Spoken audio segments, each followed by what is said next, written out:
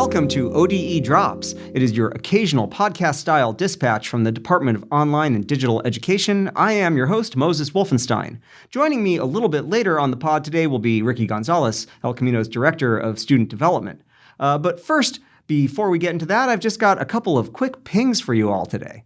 So, I wanted to cue you into some enrollment patterns that we've been experiencing. El Camino's been in an odd place since the pandemic. We've had very, very little on-campus enrollment, relatively speaking, but you know what? That is starting to shift. In fall 22, we had about 35% of our course registrations on campus. Now, here in fall 23, that is actually up to 40%. Hybrids were at about 6% back then, and they're now more at 8%, and our online, which was at 50% before, is now 47%. For you students out there, that is not the unique number of students that we're talking about here. That is the courses that you're enrolling in. But overall, what that means is that we have gone from having a majority of our courses online, finally post-COVID, to having more of you back on campus for more of your courses. And personally, I think that's pretty darn exciting. One other quick ping that I had for you all, I just wanted to mention again, something I've mentioned to faculty listeners many, many times in email and trainings, etc. We have this great tool here at El Camino called Pronto. You can find it at pronto.io, and it's an app. If you go there on your Android or on your iPhone, you can download that app. And once you sign into it with your El Camino email, it will actually sync up chat groups for every one of your courses for which there is a published Canvas site. Pronto works a lot like Discord. It's a great way to connect with fellow students in your class, and you don't even have to share any private or personal information. You'll just be automatically grouped up in a chat, and you can direct message people or even form your own groups. So check out pronto.io.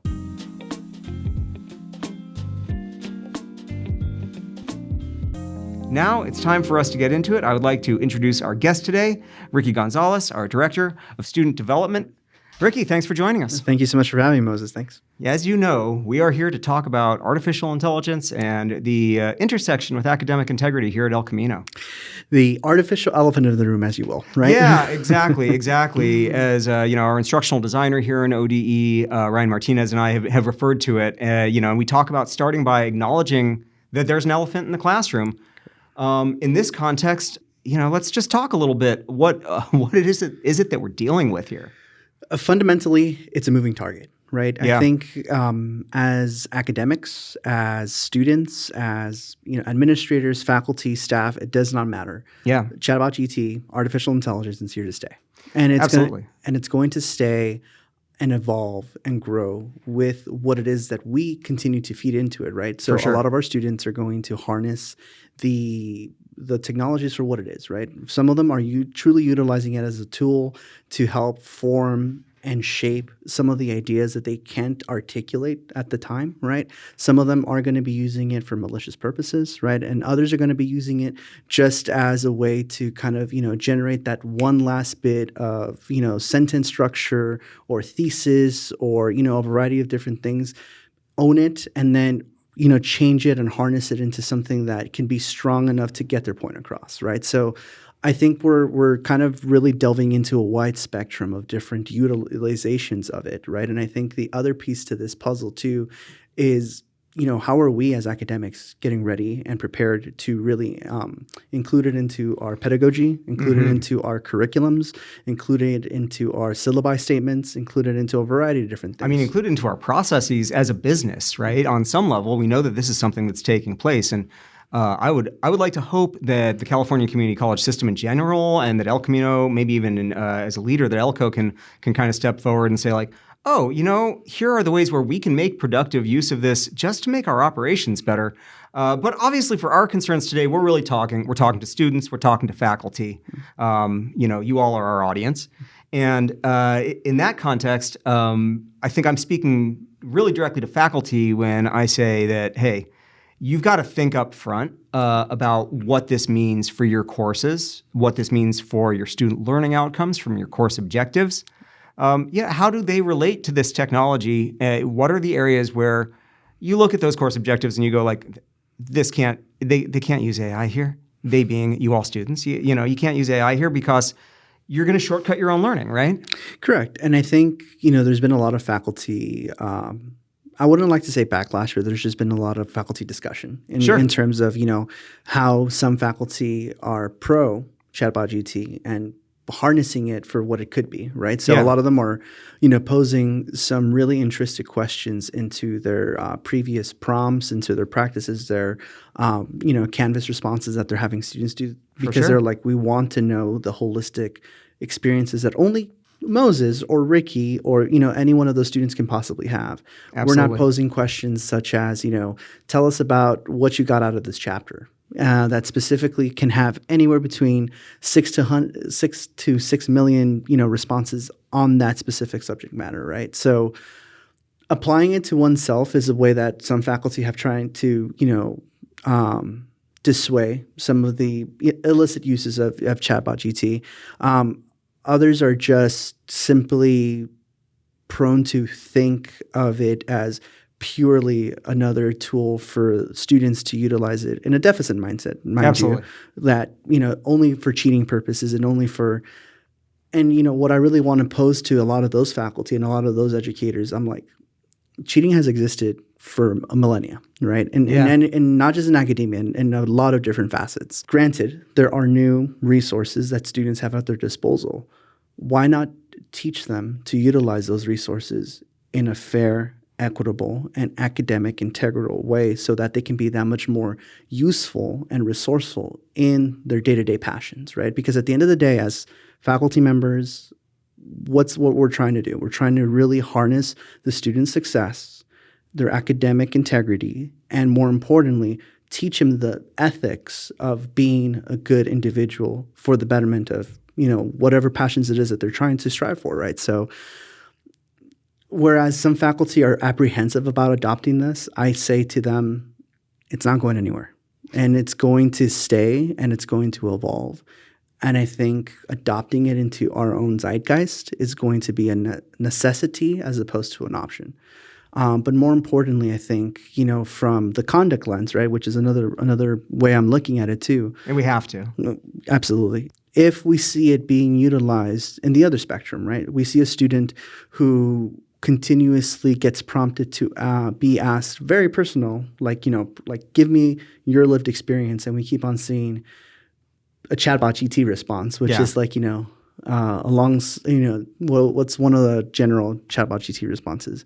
I'm sitting alone in a cabin looking at the rain outside and, right? And kind of starts from there and stuff like that. And then like, give me a piece of art you like. And it always says Starry Night. Exactly. Exactly. So I think, really having an opportunity to educate our students on the best utilizations of this, but also letting them know there is policy in place that clearly is not being followed, right? Yeah. And more importantly, the essence of why this assignment is important is because it's helping form, some of the grammatical aspects of it, right? Sentence structure, all that stuff. It's asking you to form your own critical opinions and theories and, options in terms of, how you choose to write something. But more importantly, even if you do end up using it, cite it, right? Absolutely. APA has been, one of the leaders at the forefront of how to cite chatbot GT. MLA is quickly following suit. Mm-hmm. Our Purdue has, lengths and lengths of resources that just give students the opportunity to be able to say,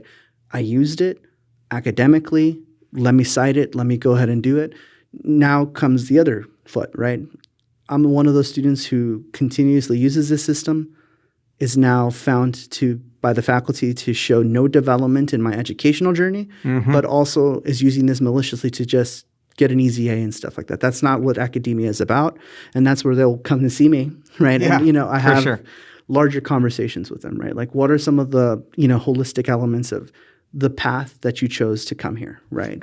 Because at the end of the day, choosing artificial intelligence is a path that you've chosen. Absolutely. And just as the faculty have done everything in their power to educate you on the right usage of that, you've used it to only benefit yourself in these short-term gains that have now found you in the realm of conduct, that have now given me an opportunity to say, this faculty doesn't trust you.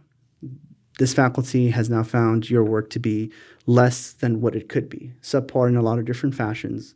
And I think we have to have even stronger conversations with our students, right? I earned that Absolutely. A through Chatbot GT, but I also earned that F or 0 because of Chatbot GT. There we go.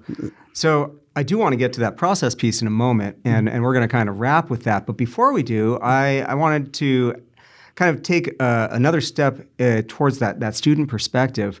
And I'm wondering, do you think, from what you've seen so far, what are the things that students maybe do and don't get? And I know we're at the front end of this journey, right? ChatGPT was released by OpenAI in November of last year, so we are less than 12 months into this. I started seeing some emergence over the course of last spring, spring 2023. And then this summer, we saw what I would call a pretty notable spike in use, whether it was sanctioned or misconduct. What do you think students might not understand about what they're working with? Like anything else, whatever you feed into a system, it's only going to replicate what you fed into it, right? Sure. So a lot of the times, what I've seen a lot of students do is, let me pose the question or the prompt that my faculty is asking of me for this paper, for this discussion post, for anything. And whatever it feeds out, I'm going to copy, paste, and then that's the end of the day. Done deal. Don't have to look into it. Don't have to reread it. And very clearly and evidently, as you start kind of peeling back that onion of whatever ChatGPT ended up feeding you, we see that your writing does not align with your previous attempts. Your sentence structure isn't exactly as organic as it can be. It's very robotic, right? Yeah. Because to a ChatGPT system, everything that is being fed to it is ones and zeros, and everything that's fed out is ones and zeros, right? Right. I think that hate to interrupt you, but just to pile this piece in here, for kind of all users, I don't know if they really get that it just strings words together, right? Definitely sometimes makes stuff up. It's referred to as hallucinations in the generative AI world. Like it will have what is called a hallucination. It'll add something that is simply not true, or even that is unrelated to the prompt. Correct. And it starts even bringing in aspects of different storytellers and different things that may not have been discussed during the lecture, Sure. or during the curriculum or discussion posts that you're referencing. So a lot of the times that's always the easiest one, right? The students are just feeding into it and copying and pasting. The more robust ones, I would say, are the ones that take a lot of this information in, not knowing that it belongs from articles, from news sources, and from a variety of different places. So not only are you using ChatGPT, but ChatGPT ends up picking pieces and of different sources, and now you've plagiarized in 4 different counts, right? You plagiarized from this article, you plagiarized from this book, you plagiarized from someone's unpublished thesis that happens to be on the internet, and a variety of different things. So those cases, I kind of work with the student a little bit more to kind of give them an overview of just like this one simple prompt, and all the work that you ended up doing could have absolutely been something you fleshed out with your own original ideas, with your own original prose, with your own original citations and stuff like that. Now you've been found to have plagiarized because we relied on the technology, right? Yeah. And I think one of the more interesting arguments that I've heard is, as a culture, we have really become accustomed to Googling. Sure. To Wikipedia, Google Maps and everything. You just type something in, you press enter, and it takes you to where you need to go, and that's the end of it, right? And I think fundamentally, what the conversations that I'm having with students is fundamentally that's not it, right? Yeah. As you go into your professions, as you go into your careers, your passions, and even us, right, as academics and stuff like that. We've been taught and we've developed without ChatGPT. In other cases, right, we had to go through the microfiche. We had to go through, thesauruses, thesis, all that good stuff, right? So ancient technology, kids. Right, exactly. So we were taught some fundamentally different approaches to research, and we've been taught and have that reinforced through our own practice, right? Granted, technology has infused us with that much more research, but our own education and our own experiences reinforce some of those technologies to be utilized for the proper, right? Yeah. The K-12 system is teaching them to harness this, and it seems that the colleges and universities are teaching them to be dissuaded by it. So we have 2 competing ideologies being taught in 2 very different academic, foundational and I'm very journeys. concerned that we're the gap, because the professional world on the other side is adopting it quite quickly. We even have the writers and actors strike going on right now, and AI is no small part of that. Yeah. So, yeah. No, and let alone even in the world of city management, in the world, having gone through some recent case studies in terms of how some lawyers are using it to write legal their professionals. own. Exactly. Yeah, absolutely. Some individuals are having them write reports for city, big projects, grant management, right? So there are some fundamental things where artificial intelligence is coming in to help and, form a foundation that you build upon, that you edit, that you rewrite, and that you adapt to the day. I follow the ChatGPT subreddit, and so I see all kinds of different use cases that people are talking about there, and definitely the things that you're talking about in terms of public service, marketing. I mean, it's all over the map as far as professional cases of adoption of the tools. And, needless to say, also, it's Reddit, so I occasionally see a student posting, hey, I think I'm going to cheat using ChatGPT, and, do you think I can get away with this? So let's get to that process piece for El Camino, just so that students and faculty, that everyone has a clear sense. So a faculty member thinks that there's been a case of misconduct. What should they be bringing to the student development office, to you? And then how does this process work for students? And to some degree, this is in general, right? Absolutely. So what ends up happening is I tend to really help and facilitate some of those aspects in terms of what it is that's turned into Maxient, right? Which is our institutional tool that we utilize for any faculty member, staff member, or anyone to submit a case for us to review. And it's for all kinds of cases. It can be if there's a dangerous event on campus, anything. Exactly. For basic needs referrals, it could be for fraudulent students, it could be for a variety of things. So in this case, it would be for academic dishonesty and or plagiarism or, just a breaking of policy. Absolutely. What I ask faculty to submit is a couple of samples of the student's work, not just the sample it is that they're specifically, reporting the student on, but to give me some reference, maybe one or two other assignments where it's clearly the student and fundamentally what that student turned into be possible fraudulent, right? Be as descriptive as possible during, the case itself, like why you think this and stuff like that. Obviously, I know that the faculty are the subject matter experts in their classroom. And, For sure. By all means, I do put a lot of faith into them.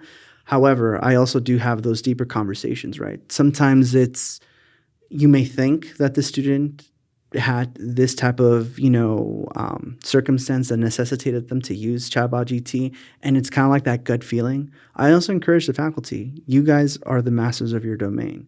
Work with that student, have that brave conversation. Just start there, right? I was going to ask you want them, ideally faculty should start with a discussion with the student. Correct. Sit them down, very much like I would, like I would with any other student, and have that conversation. Hey, Moses, it seems that, this writing essay, prompt, or doesn't sound like you. I've seen a couple of your other works and stuff like that. Like this one fundamentally, like, did you use something else? Did you, and 9 times out of 10, I guarantee you the student is going to be very forthcoming and say, something I did. Yeah. And on top of that, here are the reasons why. So in those cases, say the faculty and the student, they have their conversation, and the student is like, God, I was really stressed, and I felt like I had to do this. Should the faculty still file that Maxient report? I leave it up to the judgment of the faculty, right? Because sometimes those conversations and the outside factors that necessitated that immediacy, if you will, of a response from the student to utilize that system may not necessitate something that goes on their permanent record and stuff like that down the road, right? So, because this is a first instance of misconduct, academic misconduct, the consequences can be very narrow. We're fundamentally restricted. Correct, exactly, right? So in the first offense, typically it's that meeting with the director of student development and having that conversation about, best academic practices, academic integrity, and all that good stuff. We usually assign the academic integrity module to give them a true essence of what academic integrity looks like on our campus and kind of reinforce some of the teachings that the faculty had, because that module was created by faculty for faculty in mind, right? So from there, that's the first warning, right? For sure. Granted, I think we can understand that anyone shouldn't be judged by their worst day in a lot of cases, right? Absolutely. So, and really kind of coming from a restorative justice approach and really kind of not looking at it from a punitive standpoint, giving the student every possible tool and resource to help them be successful on the academic integrity side. Let alone once they start kind of peeling back that onion that is that student's narrative and lived experience, let's connect you to a special program or resource that kind of aligns with what you're going through. If you're maybe one of our foster youth students, connecting them to Guardian Scholars or Next Stop, right? If you're one of our students who happens to be facing food insecurity and that's why you were, let's go ahead and connect you to that pantry. If you're someone who's facing anxiety and mental health issues, right? Let's go ahead and connect you to Student Health Services and to some of our other resources, right? So again, it's not just the academic piece, but really kind of addressing the holistic aspects of it. And that's something, I mean, for our student listeners, that we really want you to know, that we're here to support you, that your faculty are here to support you, that, you know, it is a brave new world with all this technology in play. And we know that you don't necessarily know how to navigate it, and we don't necessarily know how to navigate it. And so if mistakes happen, we take a holistic approach. We take a restorative justice approach. You know, mistakes can happen, and some of those mistakes can, of course, be something that you did intentionally, but you still might regret it and recognize like, oh, I know I really shouldn't have done this, right? Okay, we're not here to punish you for that. Correct.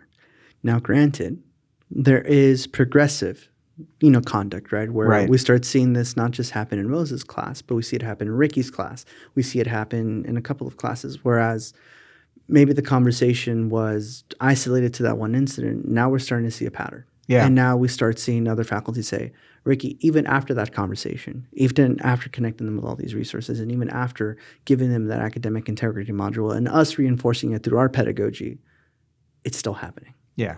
And then that's where we definitely do take a much more stricter approach, and we start, you know, elevating the sanctions, right? In some cases, it could be suspensions. In some cases, it could be a complete administrative withdrawal from the course. Obviously, the worst possible sanction that we can do is complete expulsion. We don't ever want to get there, right? And there's an entire process for that.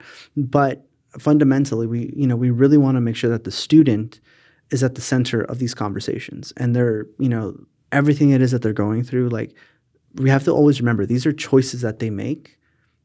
May not have been the right one, but we are in an environment for them to learn the consequences of those choices. And sometimes our faculty do want the harshest possible consequence. But remember, should you be judged on your worst day with the harshest consequence of all? Or should we look at it holistically to say, what brought Ricky to the decision to use Chatbot GT in this illicit manner? Right? Yeah.